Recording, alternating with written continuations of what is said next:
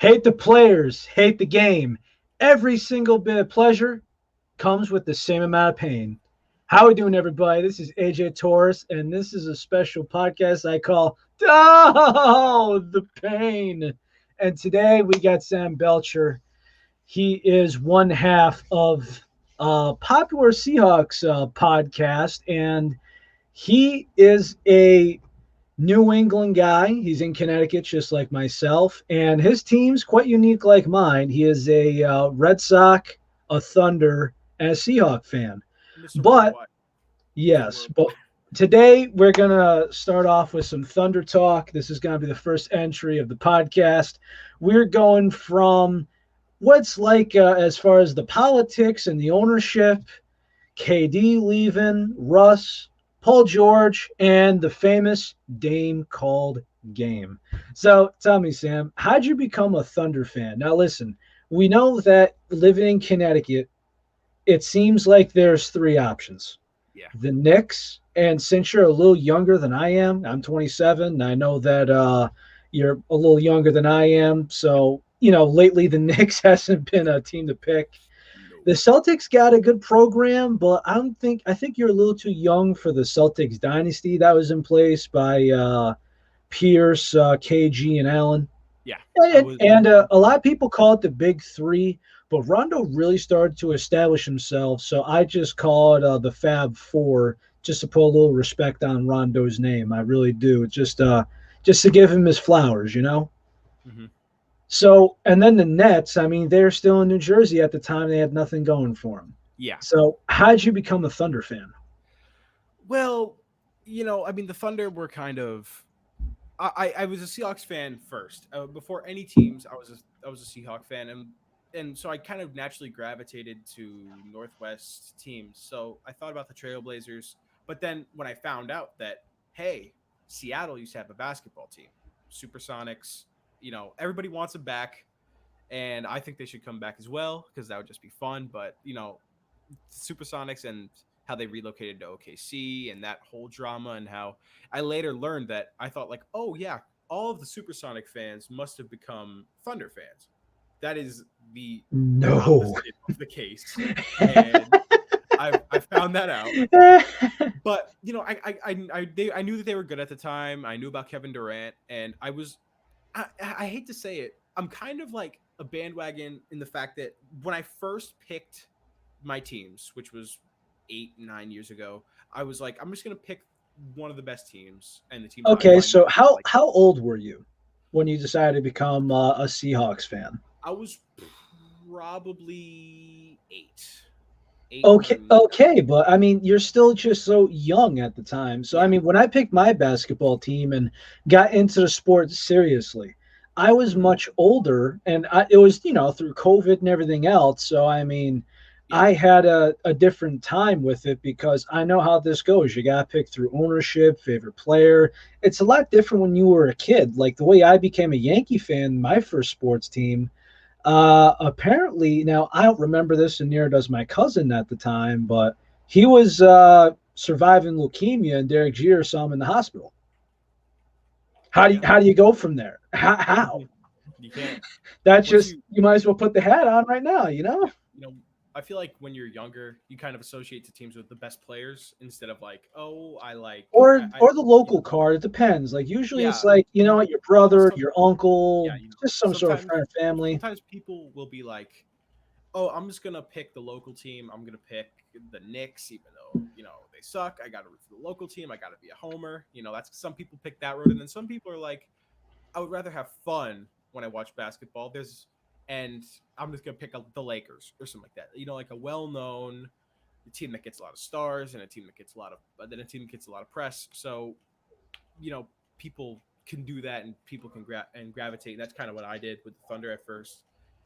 And it kind of just stuck. I'm not a bandwagon in the sense that I jump from team to team. I just kind of pick the best team at the time, or one of the best teams at the time, and it sticks. And I hear you. I'm a Thunder fan. I've been getting more and more into basketball ever since. So who was your favorite player on the Thunder when you were just starting to get into it? When I was just starting to get into it, I mean, as a little kid, you just got to say KD.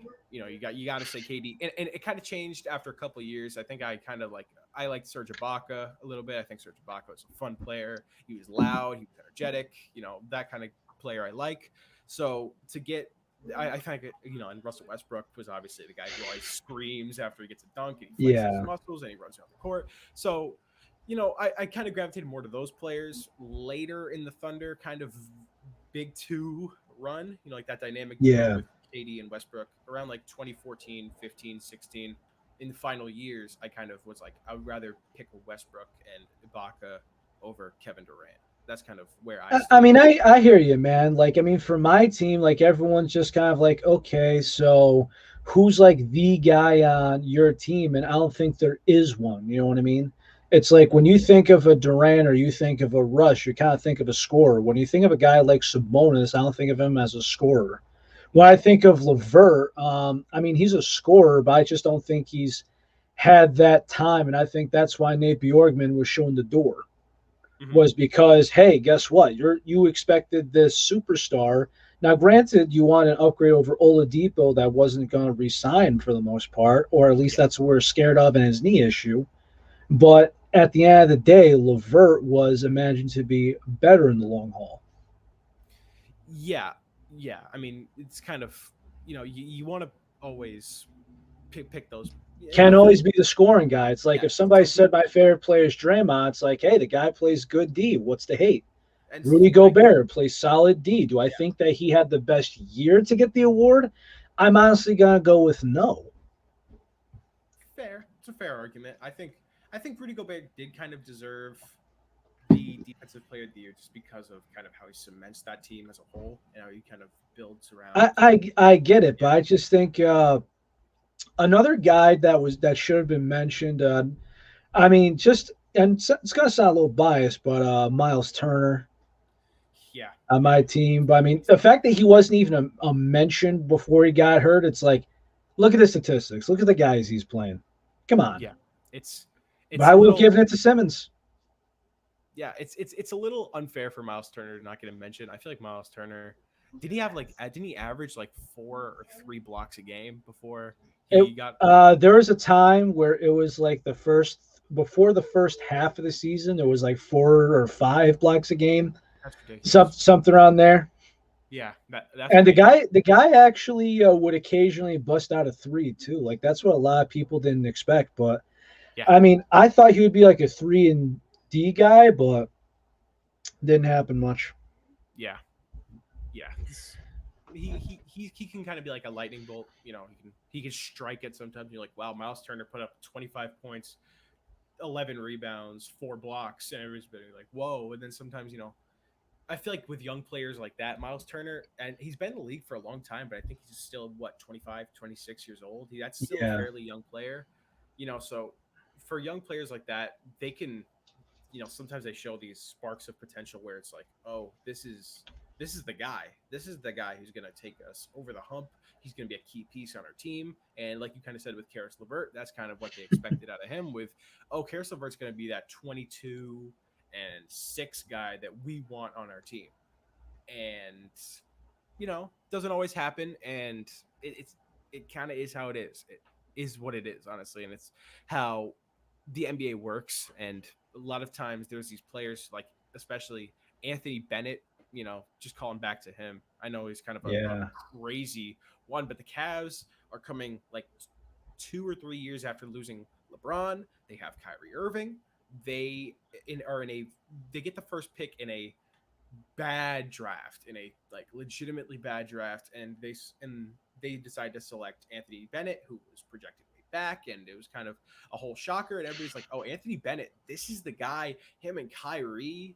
Anthony Bennett's that little post scorer. He's going to dominate the paint. And, of course, we all know how Anthony Bennett turned out. Arguably the worst bust in NBA history. So. It just kind of goes like this. Like, I've talked to Anthony K, and I hope that Bake's schedule could free up soon because as far as Doh The Pain, being a Cleveland fan, he's got a lot of them. Now, I have no idea if he's into baseball, but just the Cavs and the Browns alone, and the fact that he got to talk to Coach Hugh Jackson, just make himself feel a little bit better. And mind you, great Coach Hugh Jackson's got a lot of my respect. He does after Yeah. meeting him in a chat. He really does. But going into it, so if we had to go down the pains of Thunder fan, I mean, do you remember about the big three of Katie, Brody, and Harden much, or do we go a little bit after that? I came in, I think, nearly immediately before or immediately after they traded Harden to the Rockets. And Okay, at the time, I didn't really know how much that meant. I didn't really know. And I think around the NBA, it was considered a pretty bad trade for the Thunder, getting a little value for a young, potential upcoming star. And we saw how that turned out. So I think I came in immediately after, and then the big three kind of shifted to Russ, Katie, Ibaka, and then it kind of was formed around that. How Ibaka was like the defensive guy who would stay in the paint and wouldn't move much, and then you have Katie and Westbrook putting up both like 25, 26 a game, and they're both scoring and they're both on fire. So I came in, I think, just as Harden was out the door, and I think that's kind of where I am. which is ironic because I think both teams are going to really shake up the draft, especially what's his name? Was it Thunderball or Thunder Moneyball or whatever? I always forget the guy's name on Twitter. Sam Presti? Yeah, Sam. Sam. I was talking to him, and he goes, "What team is most likely going to trade up?" And I'm like, "They got number 2, but just remember they got 23 and 24." Yeah, they do. They have. I think they're going to. I think they're going to use one of them to trade up. They could trade up, and that would like shock the draft. And so, like when reason why I said that is because if somebody be like, "Why would they trade from 2 to 1?" It makes no sense. And I'm like, no, you got to look at the whole lineup, my man. Yeah, you really do. You really do, and it's kind of an interesting thing to see how those two teams are going to shake up the draft in general, because I think the Rockets have a ton of draft capital from the James Harden trade. Is it necessarily valuable trade capital? That can kind of be determined, but it's draft capital nonetheless. So like if you want to say 2, slide it to 1, do whatever you got to do, throw in how many ever picks you think Cade Cunningham is worth, and that's kind of how you got to focus on that. So, and the Thunder, meanwhile, I mean, you want to talk about draft capital. I mean, our whole team existence in the last 2 years has been get good player for picks, get good player and picks for better player, trade good player for more picks and a player, trade player for more picks. It's just like a constant rotation. So it's now there's some guys now. This is the one sport I think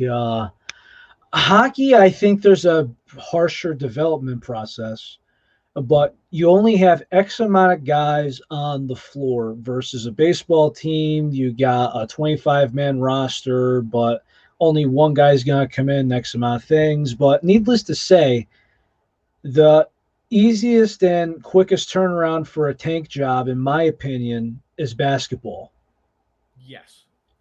Because even in football, I think it needs a 2 or 3 year process in order to completely turn around. Where if that's contracts, whether if that's hiring or firings, it's like when you were just starting to get into sports, and you know this because you live towards the past the Hartford line. Mm-hmm. There's a lot of Patriot fans that had a very good 2 decades because it was, hey, I want a new head coach. Hey, I want my quarterback. And that cycle just seemed to repeat. They had no idea if they had their quarterback or not. And they would constantly make excuses. Oh, we need a new offensive coordinator. Hey, I need defense. Hey, I need playmakers. But at the same time, they never got it right outside for maybe 1, 2, or 3 chances. I mean, the Buffalo Bills, for the first time in the 21st century, got an idea of what the hell they wanted. And that's right now with Josh Allen, because, I mean, this is a time where they've always had a mid-pick in the draft if they didn't completely suck. They never had the right contract for a quarterback.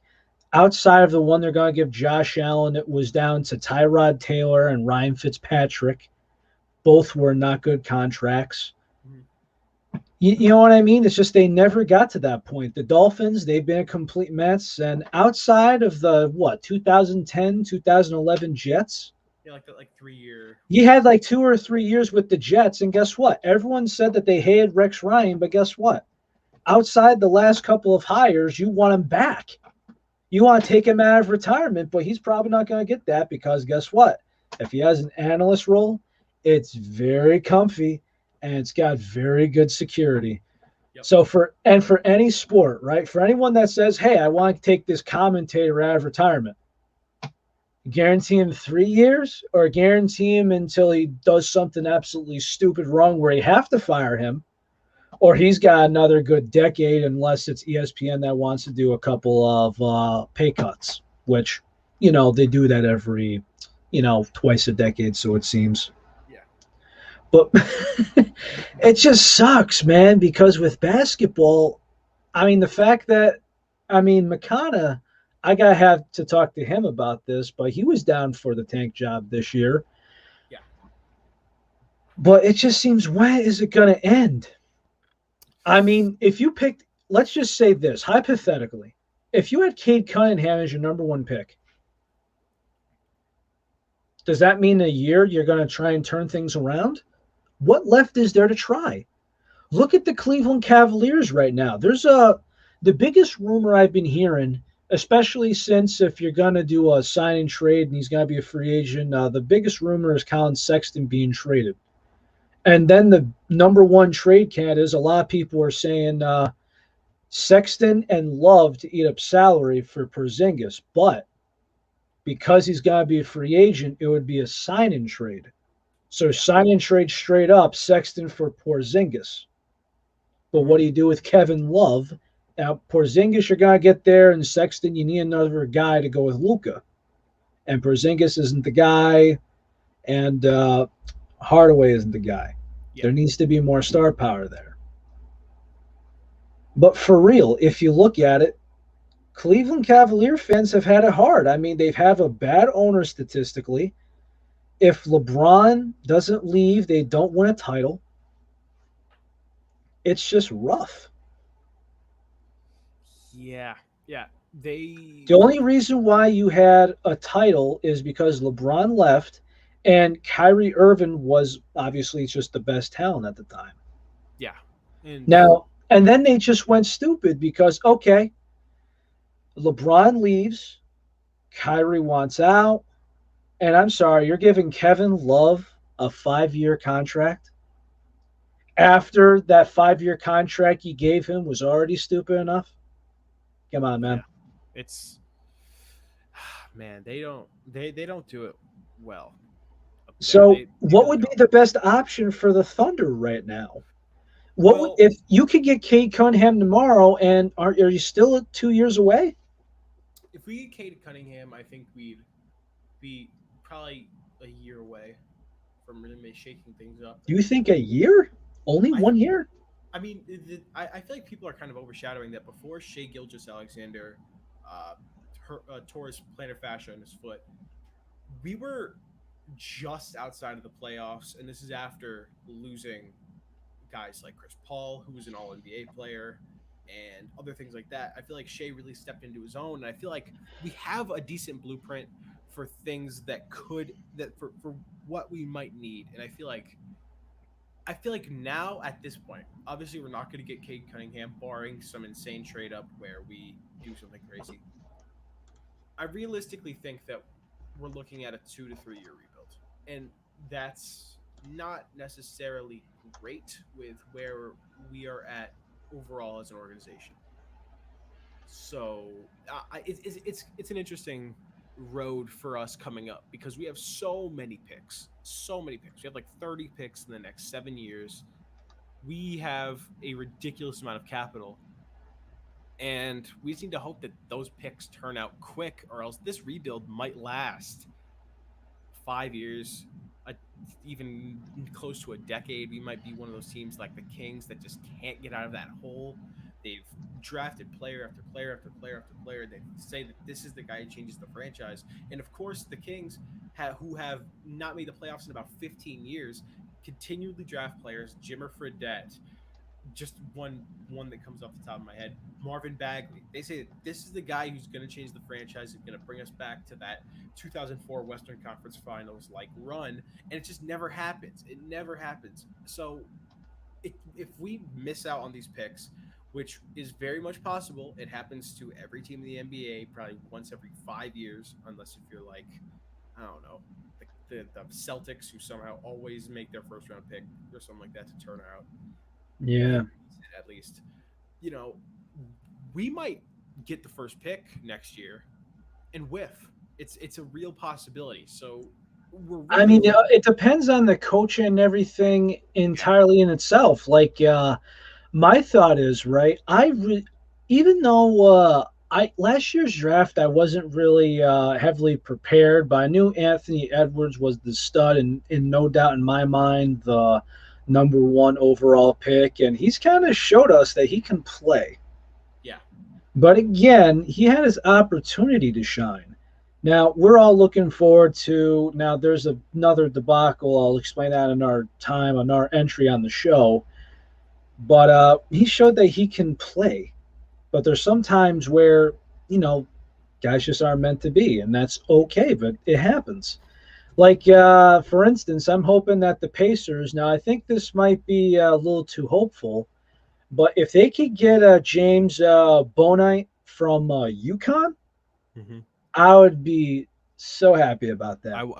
I watch him. He's if you want to talk about like a electric scorer, just to even come off the bench at first and then maybe start second year, third year in his career, James Bouknight would be a very, very interesting player for a team that needs that jolt of scoring. We're talking a guy who could maybe put up like 17 plus a game. That's kind of how I see it. I mean, they're kind of saying like this guy is like, hey, if you want offense off the bench, and that is what the Pacers have I mean, granted, when they put their secondary guys in, right, they know how to play defense, but my only concern is I thought that the Pacers were sloppy last year, and that's what was their downfall. Like, they've had games where they've, been incredible. Like, if you remember, they had one of the biggest lead in NBA history on the road. Mind you, it's against a tanking team. I think it was like 40-some points, whatever. And I remember watching that game. I was thrilled. But I know that it's been sloppy play. Now, again, I think coaching will definitely help that, and that's why Nate Bjorkman was shown out the door. Now, do I think this is not like a Bill Belichick thing where it's like, great, Nick Nurse and then his proteges, and guess what? Their proteges are terrible. Yep.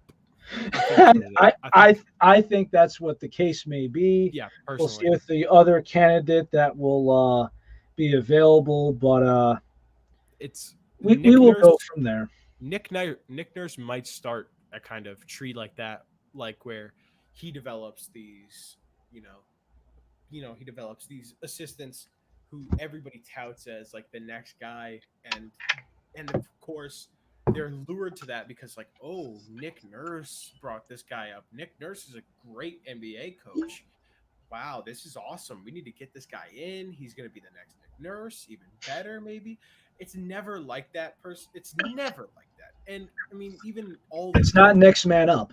Yeah, all these coaching trees. It's not like Nick Nurse is preparing this assistant coach to be the next him when like as if he were to step down or something like that. It's not like he's like, all right, I'm training you to be the next man up. He's training him to fit what he likes and to fit how he wants the team run.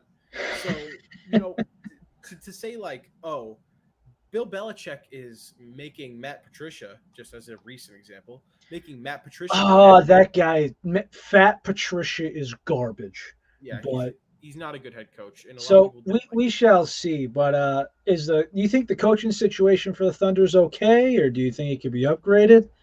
The problem I have is that if you are having a tanking franchise, the problem is the guy who's usually in there for the tank job gets the boot. Yeah. Undeservingly. In all sports. You could look at Andrew Barry for the Browns when he was the GM between like 2015 to 2018. He was the GM for the Browns when they were at their lowest 0-16 years, and he got fired at the end of, I believe, 2018.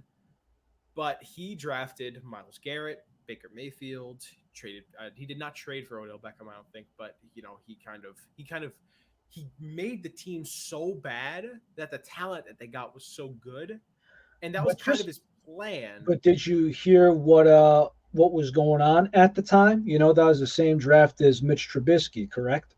Yes, the Myles Garrett Do draft was you the same. do you remember what Hugh Jackson said? I do not Well, remember. Anthony Kay and him do the show, and Yeah, here's what he said. As far as quarterbacks, he had Deshaun Watson ranked higher, but he didn't get the picks. It was basically, and he said some of the people that are involved in these picks didn't even play the game of football. There was just this team or whatever. But he said, I will not publicly or privately endorse Mitch Trubisky. smart man. So they went with Myles Garrett, Who's a which, stud. which, mind you, I think it's a great play. I think he's a generational talent. Even he said generational talent. Now, you could say, oh, everybody knew it, but guess what? When he had foot problems his first year, everyone's like, I don't want to hear it. Cleveland curse, whatever. Pain. Mm-hmm. But going back to it, could you name me your three biggest pain moments for the Thunder? In order, I'd Three, say two, one. I'd say three is the Paul George trade. I don't think that was a. Get I'm in, talking. Paul. Get I'm in, talking Paul about George. keeping Paul George. Well, you gave me Sabonis and Oladipo, and I really love Sabonis as a player. And if you look at the history and everything else, I mean, I get it. But at Yeah, the end of the day, you had him, and then you flipped him for a king's ransom. true. So I guess if you want to say that we technically traded Sabonis, Oladipo, and if we traded Sabonis, Oladipo, and what, like 2 picks for like 5 picks, or the hopefully future of our franchise, and Shea Gilgeous-Alexander, and then Danilo Gallinari, who helped us make a playoff run. I guess you could say that, but like overall, that's kind of number three. Number two, I'm ultimately going to go with Dame called game, Dame called game. the So, infamous wave. even though, were you watching this live? I was. This is I didn't So you watch were watching this live, did not okay? watch the Because series much. I but did you not watch the watched, but you watched that game live. Yes, I watched the second half, the full second half of the game. Okay, because there's a lot of times where man. I mean, I could show you my schedule. I work a lot. There's some times where it's like, hey, man, East Coast. If it's gonna get to 11 o'clock, I just might be in bed. Mm-hmm. But so even though the Blazers are up in the series, you're hoping that this is gonna be overtime, and you're hoping that Russ could bring his people over and hopefully have a little bit of energy to win this. Just to keep it competitive, right? Yeah. So when Dame hooks it in the air, does your heart stop? I didn't think he was gonna make it.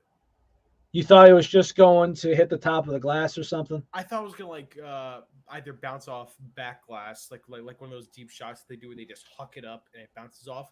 I didn't necessarily consider it like a necessary shot. I thought of it more as just like a last ditch effort. Now looking back at it, it was obviously Big old college try, kind of. Yeah, it was obviously a purposeful jump shot. I thought he was just like huck it up, see if it'll go in.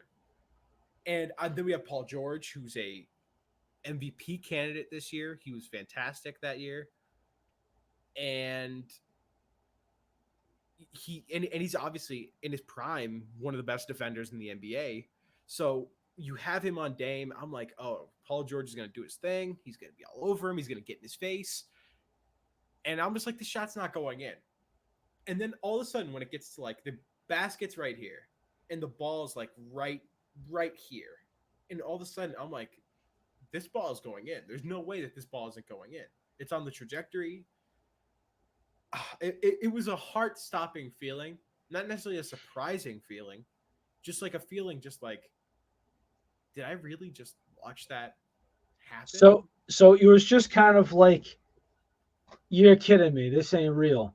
Yeah. But then and right as you're trying to process it, you just see, bye bye, And then Lotus. the taunting made it so much worse. He's staring at the camera. No. He's staring in the camera like this, just blank faced. He's got the wave. He's saying goodbye to the crowd. And he's got this swagger, thinking like he goes, I timed it perfectly.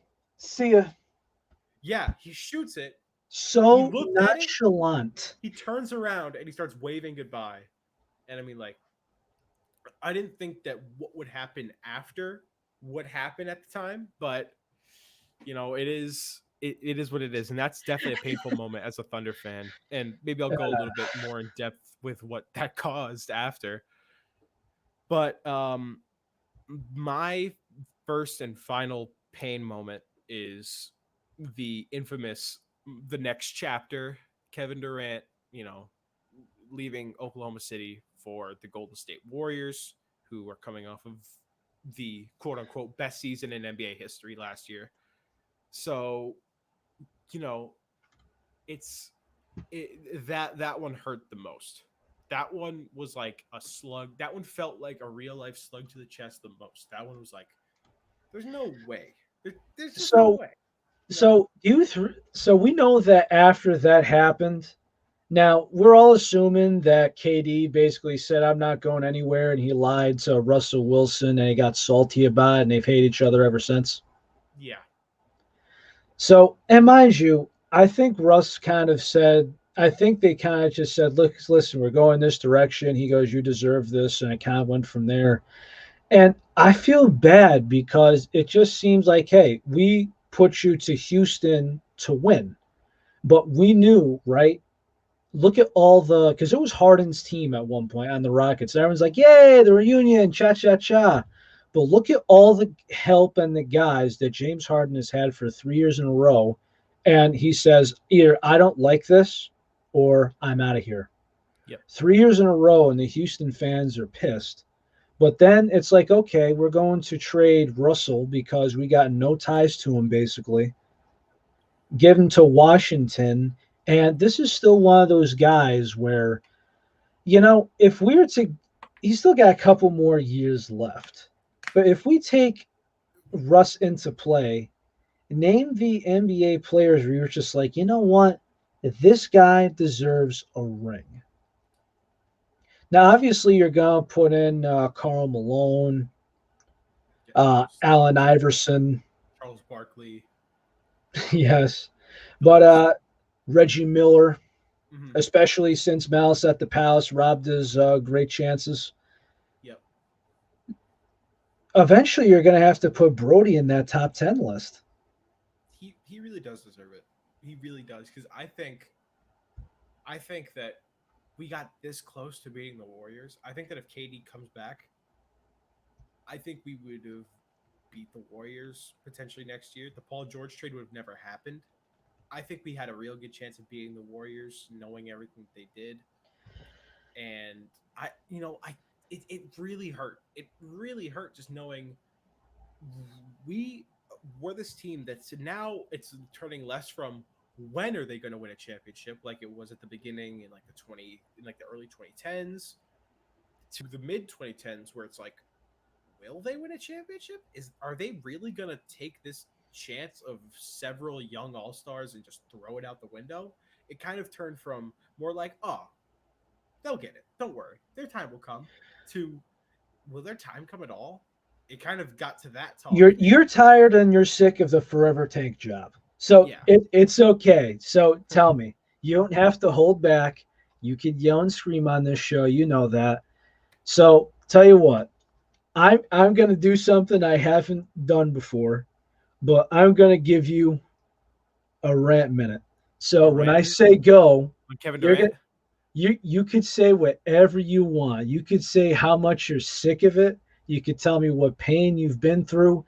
Tell me how you really feel. Just rant, just vent. Go.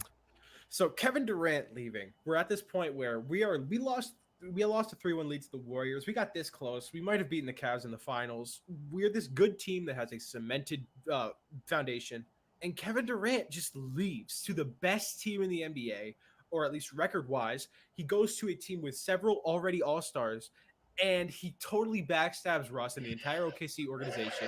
And he decides to go to this team where it's an obvious ring, and I can't really blame him, I guess. But at the same time, you can't promise something to one city and then be like, oh yeah, I'm gonna go settle out and go play for the Golden State Warriors where they have all these illustrious stars and the cameras.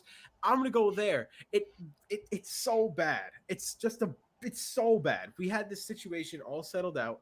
We honestly had a decent chance of winning a ring, and KD could have been seen in a totally different way in both OKC's eyes and the whole NBA's eyes. And he decides to leave in a situation Keep it where going. we got this close. We got this close. And it really hurt because I think we could have beaten Cleveland in those years if we beat Golden State. And I don't think it's totally outlandish to say that we beat Golden State. It would have just been us in Golden State at that point. I think we could have beaten them. And that's really, I mean, KD leaving sucks so bad. It hurt so much just reading that article and knowing what was going to come out of that and knowing what happened after. It so much pain. It was just a lot of pain to see him leave, especially saying it in an article, not even a report. It's KD being like, it's KD himself saying, yeah, I'm out of here. It's not necessarily KD being like, it's not necessarily Woj being like, whoa, KD is going to Golden State. It's like, no, KD's like, I'm leaving OKC to go to the best team in the NBA with some of the best players in the NBA. And it's And just time. I decided you're going good, man. Like the first minute, I'm like, I gotta laugh at this. So tell me, is ownership a concern to you? Because there's partners. One's bitching and moaning about going back to Seattle. They're not sure. They're not committed about staying, even though they've made a big landmark. It just seems like maybe the place isn't good enough. Like that pain as well. Yeah. OKC is a fairly small market for sports. It's one of the smaller Well, markets in the so is NBA. Green Bay. Yeah, so is Green Bay. But I feel like if we would have stayed in Seattle, we would have been better at alluring free agents and alluring these stars because it's on the West Coast. It's a nice city. It's a You growing know, city. that's the thing that pains me is because it kind of goes like this, right? Now, I'll do a whole segment of the Knicks and just go off, even though I can't stand the Knicks. But it just seems that now, right? If it's either the free agent destinations or maybe five teams, and that's about it. I mean, look at all the Yeah, it's players always that are linked to the Lakers. It's like, okay, there's 20 big free agents or yeah. trades. Kawhi Leonard. 15 of them are tied to the Lakers. Kawhi Leonard is being rumored to the Lakers. Yeah, I've Right? been hearing that for the last 5 years. Yeah. Same thing with Russell Westbrook. I've been hearing the same thing about Jimmy Butler. I've been hearing the same thing about Kyrie. I've been hearing the same thing about Carl Anthony Towns or God knows who it is. Guess Yeah. what? Are you a top 20 NBA player? Oh, by the way, have you ever thought about becoming part of the Lakers? Yeah. And It sucks because that's all of free agency now. It's like, oh yeah, all these teams are making money. You're on the West Coast. Hey, here it is. It sucks because if you're a Midwest team, if you're Cleveland, I if feel you're like Minnesota, if you're Indianapolis, Mhm. you know what I mean? Yeah, and especially with those teams being in the state that they're in with like they're not good. Like it's different with Green Bay because Green Bay has been a consistently good organization and franchise for Yes, nearly their entire different history. sport and a lot of history, but at the Yeah, same time, they haven't been a great free agent destination the last couple of years either. they haven't, but they've been good at Rogers' retaining. contract aside. Yeah, they've been good at retaining players and bringing in players, and they have frankly have a good organization there to kind of guide them through and get them the best possible talent. But like you look at Cleveland, he brought up Cleveland. Cleveland really doesn't have anything to hang a hat on right now. Kawhi Leonard isn't going to be there and be like, I'm going to Cleveland. I'm skipping over the Heat and the Knicks and the Clippers, even going back to the Clippers, or or going to Brooklyn, or I know they can't, Brooklyn can't sign them, just as an example for market. We're Yeah.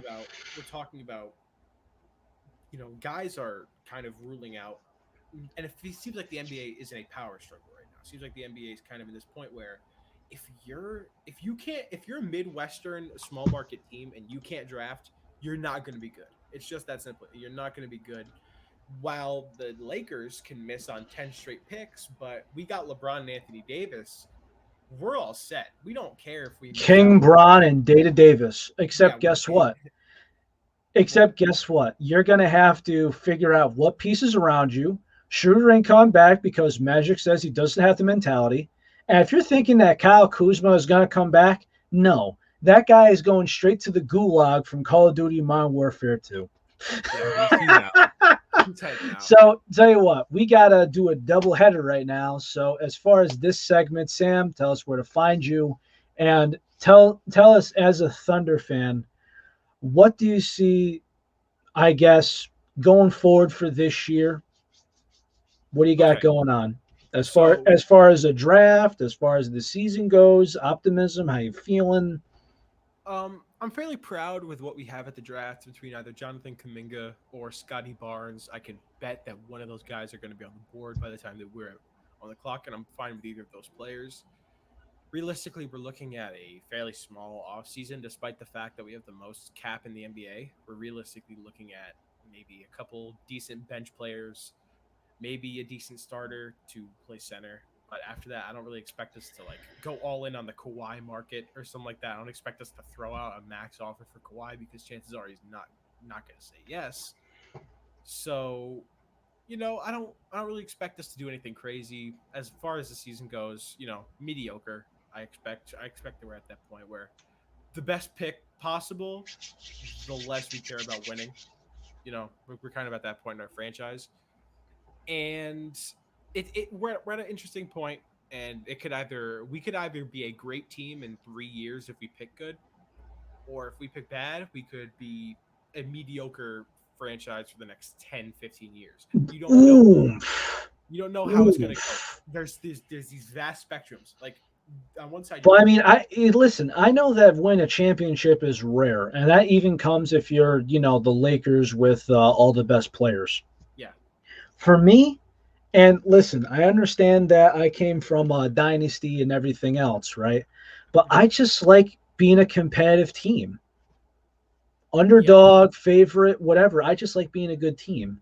And I think that's the best way to sign off. So, Sam, tell us where we can find you. Just for we kind of got your Twitter right here. So, any final words? Or are you good? Right there. Check out the YouTube channel if you're interested in Seahawks content. The Always Compete Seahawks podcast. You can find it also wherever you get your podcasts. So check that out. And that's really it. I appreciate you for having me on and all that. Of course. And let's go double down. All right. Take it easy, y'all. Catch us next time.